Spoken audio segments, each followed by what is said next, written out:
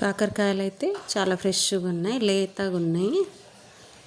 ఇట్లా మంచిగా కట్ చేసుకొని హోల్లాగా పెట్టుకోవాలి. గుత్తి కాకరకాయకి మధ్యలో ఇది తీసి పక్కన పెట్టుకోవాలి. మనం గుత్తి కాకరకాయకు నింపేటప్పుడు మసాలా ప్రిపేర్ చేసుకుంటాం కదా, దాంట్లో అది కూడా వేస్తే చాలా టేస్ట్గా ఉంటుంది. ఇవైతే చాలా లేతకాయలు బాగున్నాయి అన్నమాట. చాలామంది కాకరకాయలు అంటేనే ఇష్టం ఉండదు, ఇట్లా చేసుకుని తింటే చాలా బాగుంటుంది, చాలా టేస్ట్గా ఉంటుంది. బాండిలో నూనె వేసి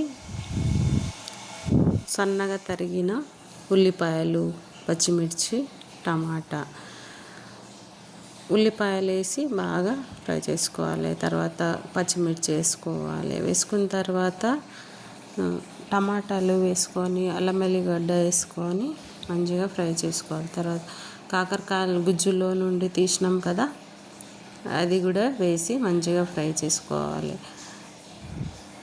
ఉప్పు, కారం, పసుపు, ధనియాల పొడి మొత్తం వేసి బాగా మగ్గనివ్వాలి. మగ్గనిచ్చిన తర్వాత 5 నిమిషాలు మూత పెట్టి మగ్గనిచ్చిన తర్వాత మసాలా రెడీ అయిపోతుంది. గుత్తి కాకరకాయకి మసాలా రెడీ అయిపోయిందండి. కాకరకాయలకి మంచిగా మసాలా రెడీ అయిపోయింది. ఇప్పుడు మంచిగా ఎంత కలర్ఫుల్గా అనిపిస్తుంది. ఇప్పుడు ఇది తీసి కాకరకాయలు అన్నీ మంచిగా నింపుకోవాలన్నమాట. కాకరకాయ ఫ్రైకి బాండి తీసుకొని ఆయిల్ వేడి చేసుకోవాలి. ఇట్లా కాకరకాయలన్నీ మంచిగా నింపుకోవాలన్నమాట. ఇట్లా నింపేసుకొని కడాయిలో నూనె వేడైంది, కాకరకాయలు ఒక్కొక్కటి అన్నీ వేసేసి ఫ్రై చేసుకొని మంచిగా ఫ్రై అయ్యి మెత్తగా అయితే చాలా టేస్ట్ ఉంటుంది. ఎవరైతే కాకరకాయ ఇష్టపడని వాళ్ళు ఉంటారో ఇట్లా చేసుకొని తింటే వాళ్ళు కూడా కాకరకాయ ఇష్టపడతారు.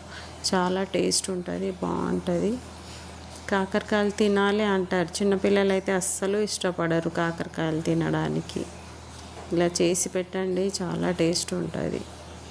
మెల్లిమెల్లిగా ఒక్కొక్కటి తిప్పుకుంటూ మగ్గించుకోవాలండి. బాగా మగ్గిన తర్వాత మెత్తగా అవుతాయి కాకరకాయలు. ఇష్టపడని వాళ్ళు రొట్టెతో కూడా తినవచ్చు, అన్నంతో కూడా తినవచ్చు, దేనితోనైనా మనం తినవచ్చు ఈ కాకరకాయని. గుత్తి కాకరకాయలు చాలా టేస్ట్గా ఉంటాయి. ఇవి కాకరకాయలు 4 వైపులా మంచిగా ఉడకనివ్వాలి, మంచిగా మగ్గనివ్వాలి. మంచిగా ఫ్రై అయిన తర్వాత ఇట్లా మెల్లమెల్లగా తిప్పేసుకోవాలి, లేకపోతే మసాలా కిందకి వెళ్ళిపోతుంది. ఒక్కొక్క కాయల్ని మెల్లిగా అట్లా తిప్పేసుకొని ఫ్రై చేసుకుంటే చాలా బాగుంటుంది. 4 వైపులా మంచిగా ఫ్రై చేసుకోవాలండి. ఫ్రై చేసుకున్నాక మనము రొట్టెతోనైనా తినవచ్చు, అన్నంతోనైనా దేనితోనైనా మనం తినవచ్చు అన్నమాట. కడాయిలో నుండి ఒక్కొక్కటి తీసేసుకొని కాకరకాయ ఫ్రై అయింది కదా. నా ఛానల్ ఎవరైనా ఫస్ట్ టైం చూసిన వాళ్ళు ఉంటే లైక్ చేయండి, షేర్ చేయండి, సబ్స్క్రైబ్ చేయండి.